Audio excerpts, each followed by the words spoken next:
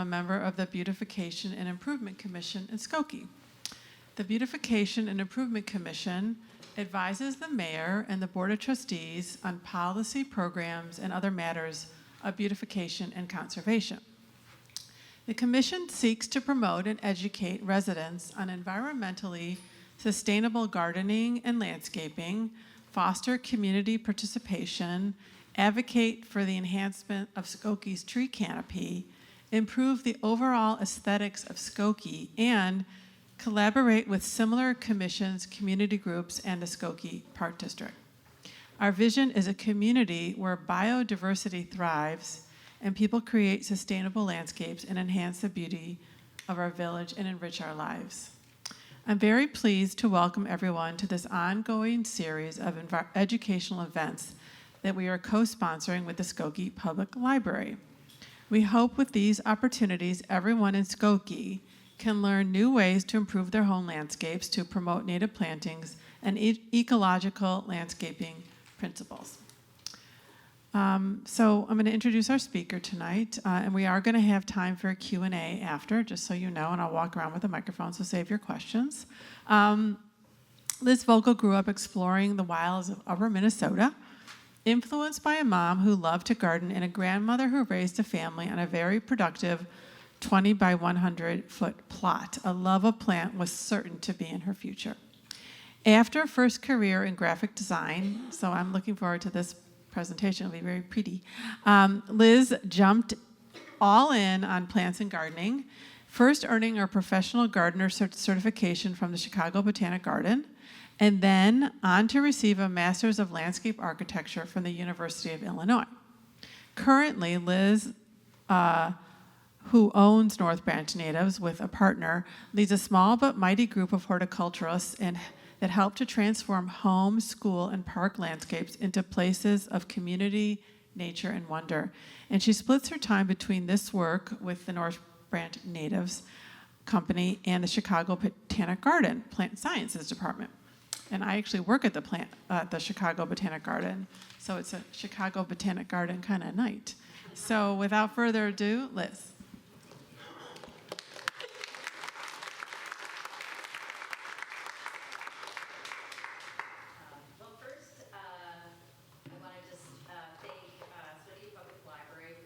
This event.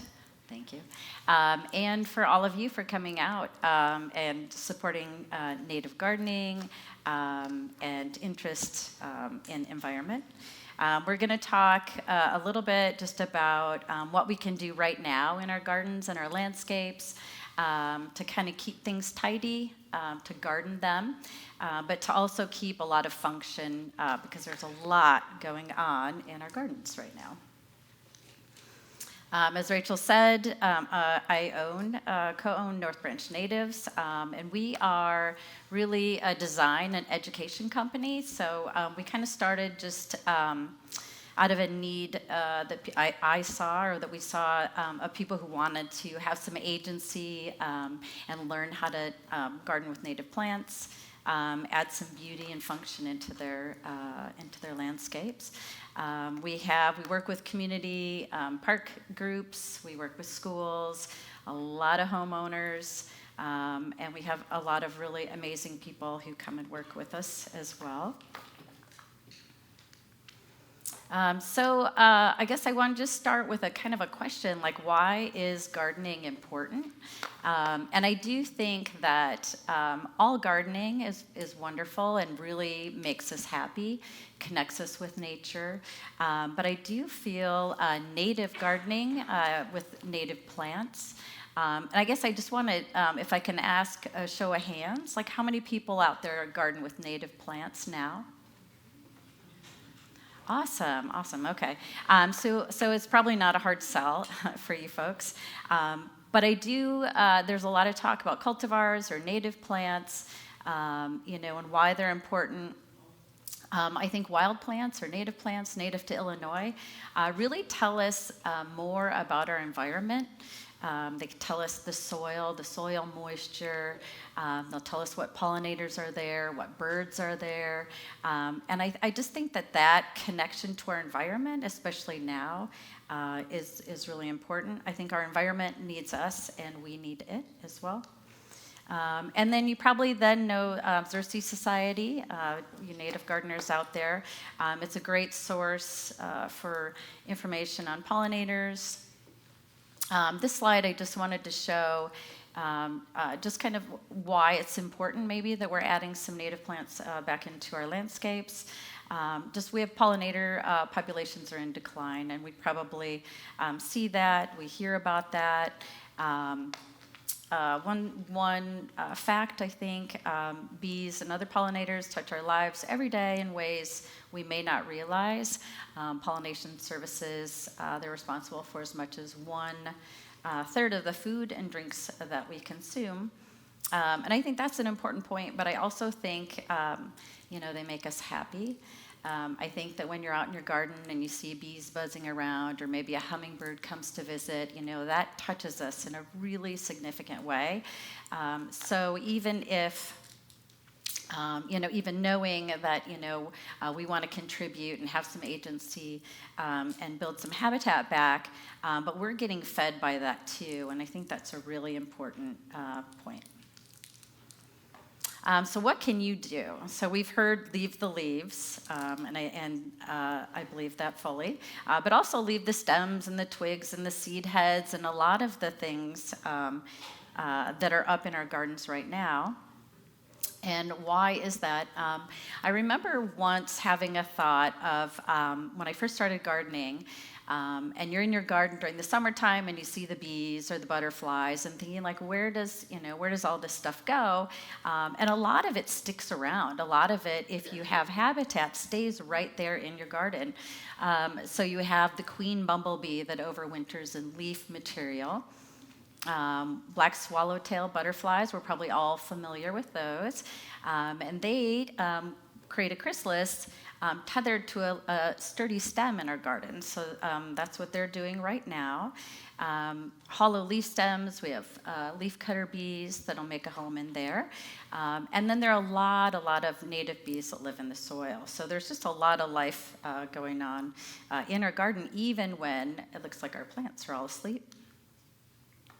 And we love those bees and butterflies, but there are a lot of other things too. So that stick around: crickets, katydids, beetles, wasps, moths, and spiders, like this gorgeous spider in this photo. And adorable little tree frogs. And then we've also heard a lot about seed heads and leaving things up over the winter. Here is pictured a goldfinch, and so small birds like this goldfinch feed on seeds from flowers such as echinacea, monarda, and asters. So it's really important, I think, the leave the leaves movement. Leave your stems up through winter. They become little bird feeders. All of those are really important things. But I do feel that, and so North Branch Natives, so we're educators and designers. And so I think there are ways to go about doing that, leaving those leaves or keeping your stems up, having little bird feeders that can make your neighbors happy as well. You kind of have to maybe, as we're kind of all coming along on this pathway, maybe we're not all in the same place. So my neighbor might not understand the same things that I do. And so with North Branch, we kind of try to teach people ways to build in habitat while still, kind of staying within our context, or, still having a designed space, or having a place that people can read and can understand. So some ways that you can tidy your garden without diminishing its function. When possible, leave things intact and resist the need to clean. And I think older landscape or gardening methods, I think, were a lot about, taking a lot of that stuff away, so taking a lot of leaves away, and then bringing in new things like mulch and things like that each season. But I think if we can dial it back a little bit, and kind of let some of those things build up and stay in place. I think it's beautiful, and there's a lot more living in those gardens. Tidy only as needed and is not as a default, and then that creates less work for all of us. You've probably heard cutting your stems or not cutting your stems of some of these hollow, pithy stems like Echinacea or Monarda, things like that. You can, or you can leave them. We tend to tidy up as needed. And so if you have perhaps, like a tall plant that might tip over or something like that, you can cut that back either later in the season, like this fall, if it has seeds that you don't want to spread, or wait until spring. Cutting your stems back, though, leave a little bit of stubble, and some native bees will nest in those hollow stems. If cutting plants back, chop and drop the cuttings to be used as mulch, and edit as needed anytime. So have people heard the chop and drop? Chop and drop. So I have pictured here is a hedge shears, and it's just like a big scissors. So there's some people who believe, tidying, cutting it all back, and some people who want to have a more natural appearance. And I think it just depends on what's beautiful to you, and you can edit as needed. But so chop and drop, you can take your hedge shears and you just start at the top and chop your way down, and then just leave everything that falls, and that's free mulch, which, again, we talked about, the queen bumblebee or the butterflies and things like that use that material. But it also goes in and feeds the soil, which is also very important for water infiltration, and healthy soil to help your plants grow. So I think in some ways, just helping or starting to kind of look at our environments differently, looking at our gardens a little differently, and rethinking what is beauty. And Lurie Garden downtown, they're doing that, and some other more high-profile gardens are taking some of these lessons and showing them on a large scale. Has anybody been to Lurie Garden downtown? Yeah, so they do a practice late in the winter. They'll mow some areas, and they'll tie off some other areas and leave those for this plant stubble that you can see in this photo. And then they put a handy little sign out there so you can see exactly why they're doing that. Some other ways that you can tidy up your garden without diminishing function. Don't rake out those leaves and other organic matter.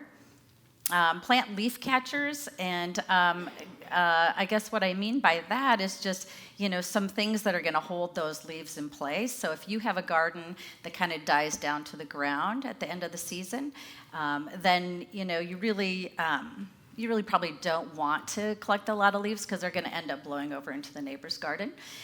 So upright stems. So in your garden, if you have a bunch of asters or a line of shrubs, grasses, leaving the grasses up through winter is a great way to kind of hold some of that stuff in place. This picture was a park district that I worked at. They really like things very tidy going into the end of the season, and partially because that was just the timing. That was just when we had available time, and so we were asked to cut things back.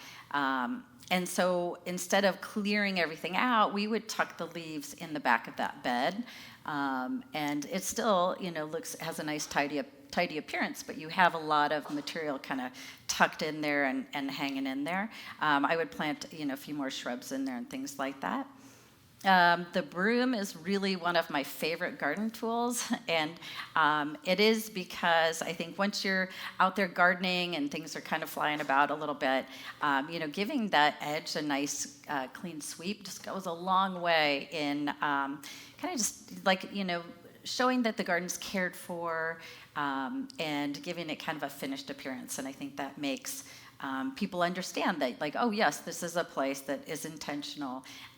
And so when people don't, maybe understand some of the practices, it lets them kind of understand that you are taking care of that space. And then I always like to say what falls in the garden stays in the garden. So this time of year, we're getting a lot of leaves that are falling, and falling on the sidewalks, falling in your driveway. And I had a gardener that I worked with a few years back, and we talked a little bit about this, about collecting those leaves, and you can put them in pathways or tuck them into your garden in different places. And I came back to visit that gardener, and they had collected all of the leaves from all of the entire landscape and put them in their garden, which was about 5, feet deep. It was really deep. So we had to dig some of that out. And so I guess I like the idea of what falls in the garden stays in the garden, but not necessarily collecting all of the leaves to put in there. But I think that's a good kind of rule of thumb, and I think it's probably not too much leaf load that it's going to smother your plants. In my garden, in my front parkway, I have a London plane tree, and if you know those, they drop a lot of branches, and they have large leaves, and they drop a lot of leaves as well. And when I talk about the leaf catchers, just having those upright stems will kind of help keep these plate-size leaves from kind of like matting down your entire garden. But I let everything fall in that garden, and by late spring, the leaves have kind of disappeared, and the growth has come up through that. There might be a little heavy area that needs a little fluffing in the spring, and I'll do that if it seems like some got pushed over and it's a little deep over there. And then I really like the tidy mess model, and this is my front garden. And you can see on the sidewalk is clean. I do so my plane tree, which drops a lot of branches, I leave those in place, and I really like those. But they also help to hold those leaves where I want them. But I like a natural appearance. I like my garden to be kind of a place where I don't have to fuss too much. But I do fuss about that sidewalk, and because I think it tells people if I have things spilling out into the sidewalk that I'm not really caring for the rest of it. So it's those kind of cues. My neighbors to the north have a pretty short grass turf lawn. They have shaved hedges, and so I think we just have to be really mindful of kind of where people are, because we want them to come along with us in this. And so I tend to I don't diminish the function, and my garden sings, and it's beautiful and loud, especially this time of year with crickets. And things like that are living in there, but I try to compromise in keeping it pretty tidy for my neighbors. Let's see, other ways, tidying borders by raking and sweeping, again, worth repeating. Add pathways and garden structures, and then rebalance as needed. And then trim branches if you have shrubs or a London plane tree like I do, and it drops a lot of branches. You can style those and find beautiful ways to use those in your garden. And again, those little crevices, piles of sticks, little brush piles, lots of things live in there. So I think don't be afraid to kind of play around with those elements, and they I think add beauty and to your garden. And it can look like this, which I think is a gorgeous little pathway through a native garden. Again, this was a park district, and I was asked to cut it back, but you can see the taller stems, throughout. And you can, use those. We did, some trimming of trees, and you can use those pieces in there. So you don't have things you have to discard or bag up, or that can go in the landfill. Or you can do this. And this is, just kind of playing around with pathways and those branches that fall. Or this. And this are salvaged branches from, I think the cemetery by my house. But you can see one thing I wanted to point out about this photo, so it's summertime, obviously. But if you look, you can see how densely everything is planted. And so setting yourself up also for lower maintenance and greater function is really important. But using, these branches and things to line pathways or kind of lead your eye through a garden can be really beautiful. So I just be intentional and artful and have fun. Try some new things and experiment.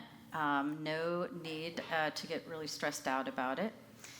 If you find that you're feeling overwhelmed by trying to do all the right things, dial it back a bit and cut yourself some slack. The important point is that you are adding function back into your landscape and experiencing some joy along the way.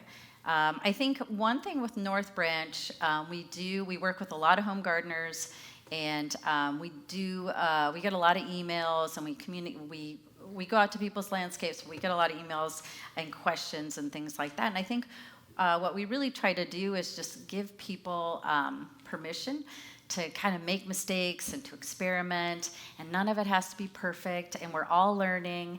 And so I think, to just get started, we have some basic rules we follow, but sometimes we might get a little too wrapped up in, trying to do all the right things. You've probably heard the conversation about whether you should cut back your plant stems or not cut them back or things like that. And you can get really finicky about when the bees emerge and at what temperature and at what height you cut your stems and things like that. And in some ways, I think it kind of causes a little difficulty or a little unnecessary stress for folks. And so I think just do some things and have fun with it, and experiment. And I think you'll be amazed at what you're able to do. So what else can you do? Share seeds, garden know-how, and enthusiasm. This is a beautiful photo, Penstemon digitalis. Does anybody grow Penstemon? Yeah, foxglove beard tongue, gorgeous spring plant, tubular flower. Bumblebees love it. But you can, be a little playful in your garden, just like those pathways or finding uses for, branches and stems and things like that. Seeds. Your garden is producing seeds. Your friends, have these wild plants that are producing seed, and right now is a great time to go out and collect some of that and share that. This is a picture of big leaf aster, Eurybia macrophylla, which is a gorgeous plant for a dry, shady garden. But you can, definitely get some small paper bags, label those bags, put some seed in there, and then we can talk about how you can sow that in your garden. So seeds, different than cultivated plants. So sometimes cultivated plants, they will seed and they will spread around. But native plants and wild plants and spreading seed, helps with diversity of a plant species. And just like people, they're all different. Each seed is going to produce a plant that's slightly different than the other one, depending on environmental influences, when it was pollinated. And that might just help us, over time as our environments are changing, a plant that really loves this dry, hot corner over here, or, one that can really stand up to, some extra water in your backyard or something like that. Also, seeds are cheap or free if you share them. And sowing seeds outdoors is super easy. Has anybody done any seed sowing in their garden? Yeah, awesome. And sharing? Yeah, great. So then you may know it's very, very easy.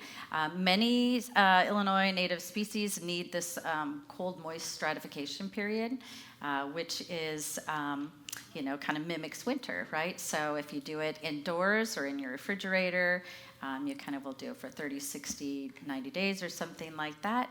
Sowing seeds outside, it's even easier. What you really need is some open space. And so if you're going to sow into an existing garden, which I love to do, you want to clear a little space so you see the soil, right? Because you want good seed-soil contact. And I sometimes rough it up with a rake or maybe even my foot, keeping it real simple.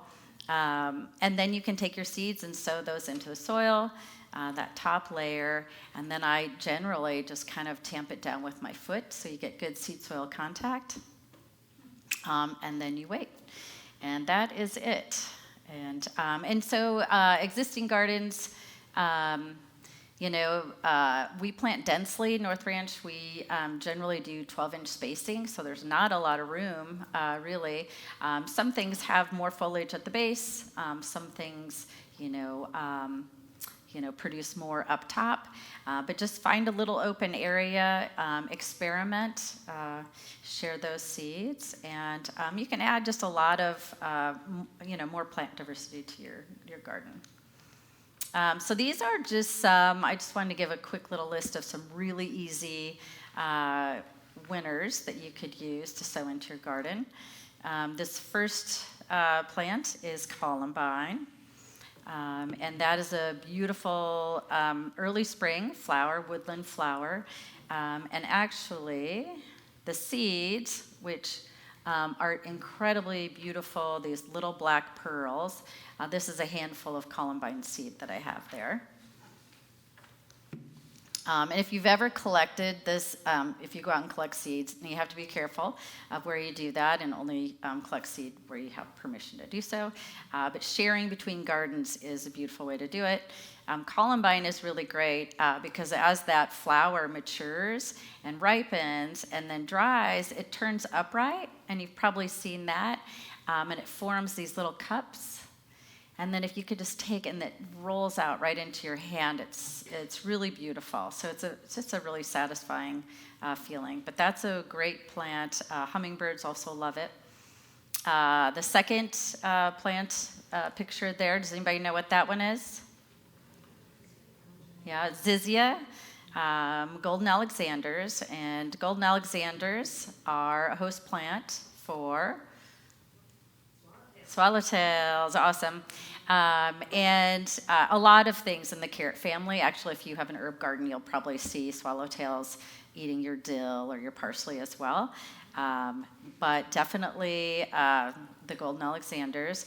It has a umbel flower, and it's a spring flower, and a ton of things use that floral resource. So it's a really, really wonderful kind of blender plant that we use, but it has just, tons of function, incredibly beautiful, and really easy to collect those seeds.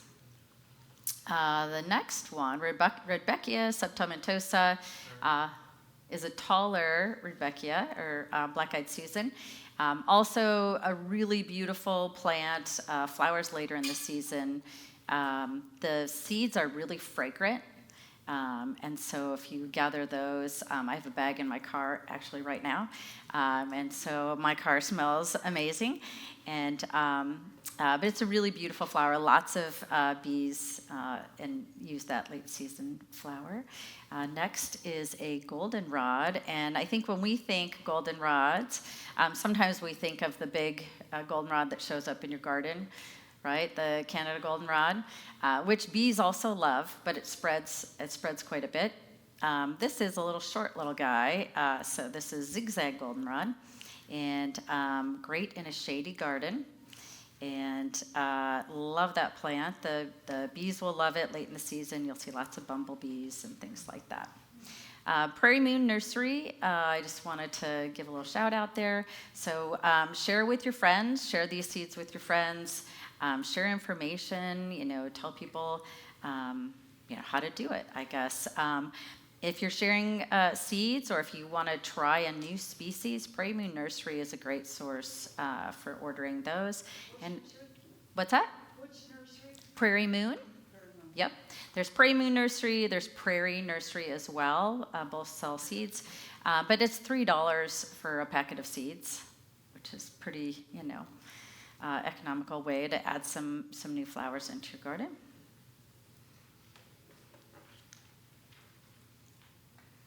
And then another thing you can do right now is get out into some of your natural areas and walk through and just kind of take in some of that inspiration. This is a sand prairie, and to me, a gorgeous area, but it has Dahlia purpurea, so purple prairie clover, elaeatrus growing in there, sedges, upland aster. But that's a great, I think, a wonderful way. We have lots in our area now, I think, but to get out there and just see kind of what's flowering when, take some inspiration from that. And does anybody know what plant this is? This is seed head from Monarda fistulosa, which is in the mint family.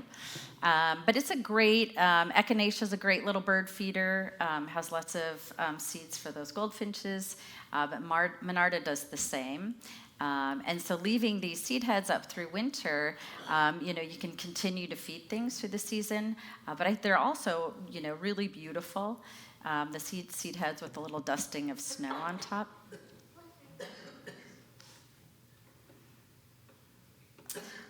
And then just one with North Branch Natives, we have a ton of resources online.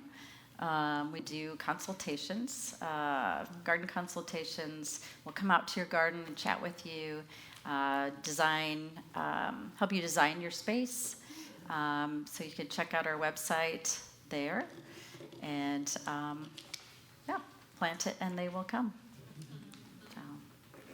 All right, and I think with that, we have plenty of time for questions.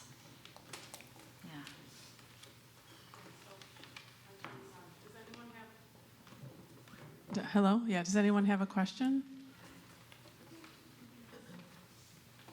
Over there? Hi. Okay.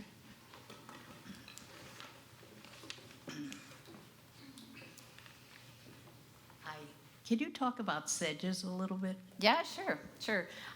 So sedges, kind of grass-like. There's sedges for sunny spots, shady spots, wet spots, dry spots. There's a lot of sedges in here. They're kind of this matrix or foundation to, I think, a lot of healthy plant communities. And North Ranch, we use a lot of sedges in our plantings. So sedges can be clumping or they can spread underground by rhizomes. They also have these like really spongy root systems. So oftentimes if you have like a wet spot in your backyard where all the water kind of pools, sedges are something you should definitely be adding in there. They're just kind of like sponges, and so they'll help to hold that water. They'll also kind of cap the top, hold moisture in the soil. Skippers use the foliage. They're just and I also like kind of this meadowy look to a garden. But sedges, so some we really like, Carex blanda, Carex eburniae, cephalophora. What else are we planting with? Gray sedge, rosy sedge. There are lots of sedges. Yeah. Did that answer your question? Do sedges need to be trimmed? I know there's a garden in Chicago someplace that is all sedges. Do you know about that? That's all sedges. I think that's probably Carex pennsylvanica that people are using, which is spreads by rhizomes. So I mentioned there's kind of the clumpers, and then there are the kind of wispy guys that kind of weave around. Nothing really needs to be trimmed. And generally, sedges are generally shorter, though they can get 3 feet, but so some are 6 inches. and some can grow 3 feet, usually sending up that seed head.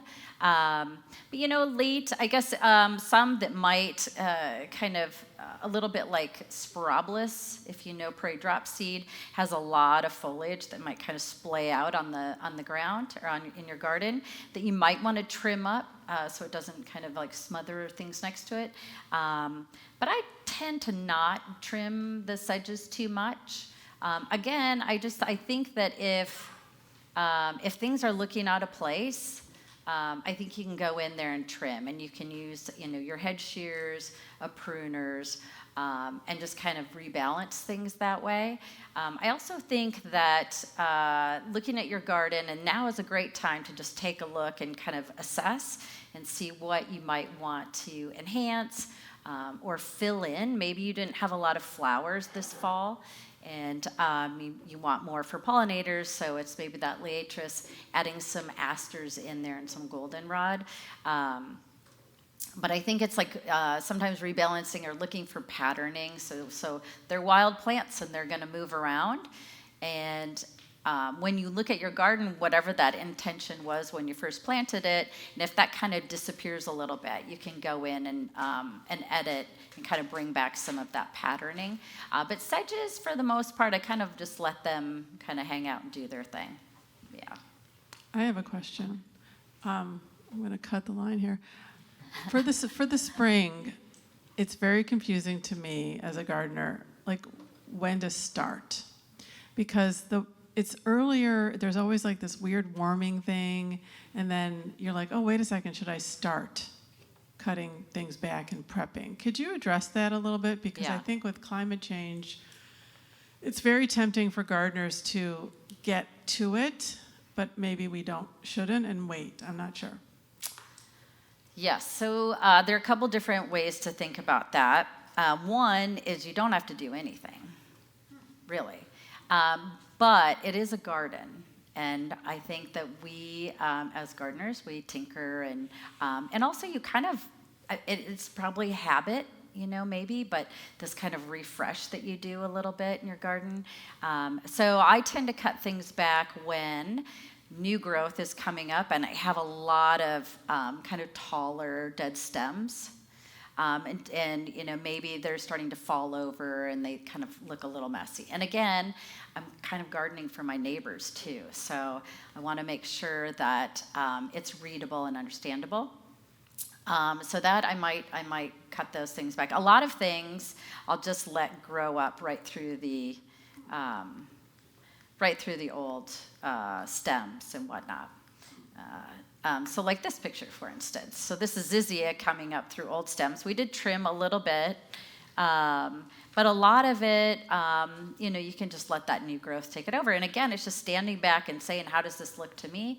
And if it's beautiful, and I think the more we learn, the more we'll find beauty and kind of leaving it a little messy, that tidy mess.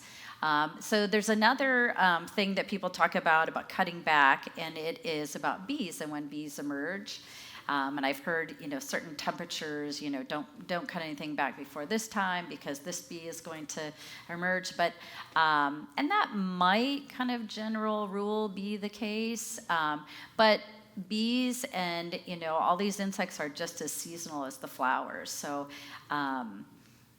things are emerging at different times. So I think I would say that cut back the things that to you look kind of out of place and are maybe, diminishing, something else that's about to happen, or you need to refresh. Leave, some stubble, leave those stems up for bees to nest in there, at that season. I think another way of thinking about it, people would oftentimes want to cut things back if they were going to do that in like late winter because the ground is frozen. So walking through your garden isn't going to compact the soil. And that I think is valid. I think I would just say, do what looks good to you. I wouldn't wait too long if you are going to cut things back because that new growth is going to come up and then you kind of have to sort it out or, but I just think we just need to maybe just dial it back a little bit. Okay, that's good. We have a question back here. Over here. Yep. Hi, thanks. Thanks. Hey. Question about, I have a very moist area, wet area in the front of my house. And it's partially, that's the way it is, and then it's exacerbated by rain off the gutters. We're thinking about a dry garden, which is opposite of what you're talking about, but would sedges be an option? Just different sizes? Yeah, sedges would be great in there. You can add a whole host of plants, and some grasses. Often, so it's sedges are great because they can withstand. So they can go from wet to dry, and I also love the plants that can go from shade to sun. Right? Easy peasy. So the sedges would be an awesome addition in that wet space. And you can add some other things that are great. Swamp milkweed would be wonderful in there as well. You could add shrubs if you want. The penstemon that we showed, that would be a great addition. Some asters would go well. You could do a lot of things, but I would definitely start with that base of the sedges. It'll be beautiful, and it'll sponge up a lot of water. That's great. Yep. Also, are you familiar with microclover lawns or clover lawns as an option? Yeah. And we were actually just talking about that. You could, so I think where I stand is that I would rather put in a native plant, and you can mow anything, right? So you could do no grass and put in asters. You could seed away, grow a bunch of things, and just mow it a couple times a year. So I think I would, and then things will eat that foliage, right? Or maybe there's some little violets in there that'll flower, and things will use those flowers as well. So I guess I tend to want to stick with things that would have, benefits, from the roots, which are going to help with water, right?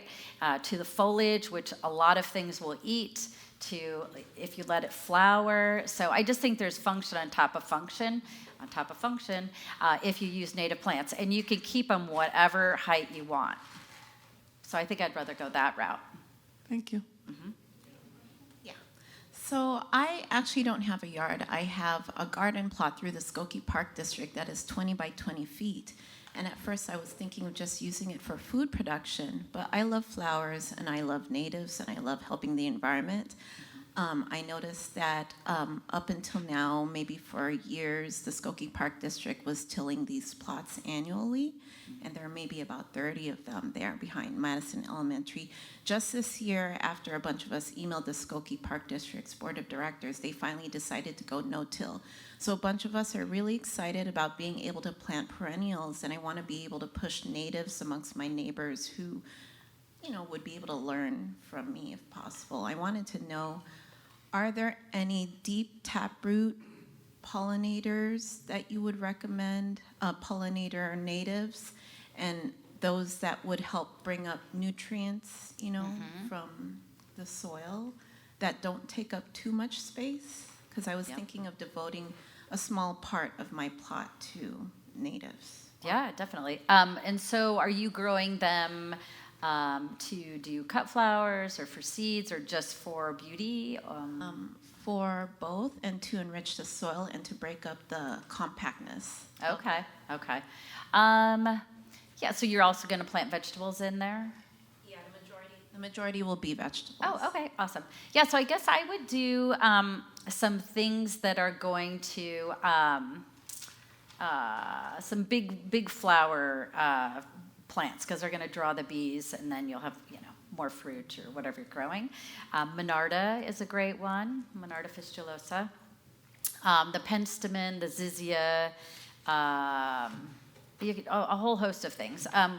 Grasses are amazing at really getting through and growing some pretty impressive root systems. Little blue stem, beautiful plant. And things use that too. Little skippers will use the grasses. So we think about flowers and we think about pollinators, and we always think about the bright colored flowers and things like that. But a lot of things use the grasses also. Let's see, I'm trying to think of what else would have a deep. Typically, native plants can grow, like some of those grasses can go down 10 feet, which is pretty impressive. And more, like panicum, I think, goes down 15 feet into the ground. So I would think of it that way. Think about mid-season, what's going to draw a lot of bees. Things in the mint family, like that Monarda, will be really great and beautiful. And you can do cut bouquets with it as well. I just want to ask one more thing. I remember seeing an aster bush that grew up to about like 3 or 4 feet tall. Do you happen to know which one that is? That was a bush. They could grow as big. Yeah, so asters can be kind of woody and kind of shrub-like. I would say a shorter aster that would probably be great for a garden plot would be aromatic aster. That's a beautiful. It's like it's kind of a moundy. Usually, probably gets about 2 feet tall or so. You could do smooth aster, which would be taller and has just an incredible flower show in the fall. So I think maybe they might look like a shrub or look like a bush, but they just can get kind of woody and kind of full. Yep. Another question? Ross? I'd like to know your thoughts on chipping and shredding your cuttings and leaves before you apply it.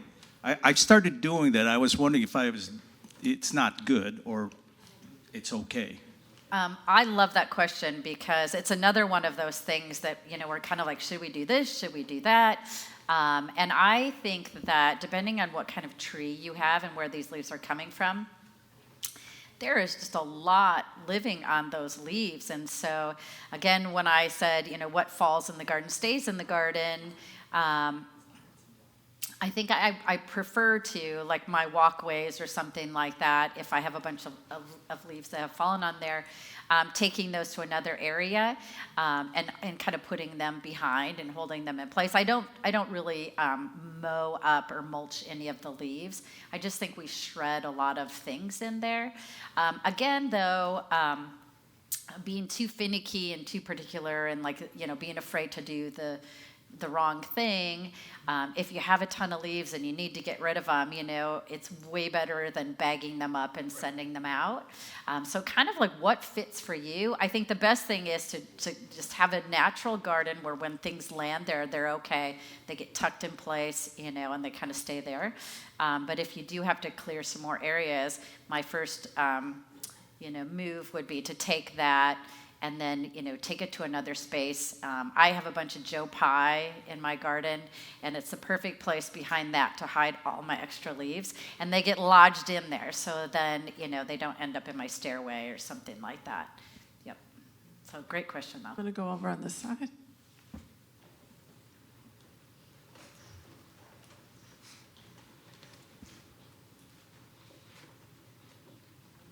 Hand up.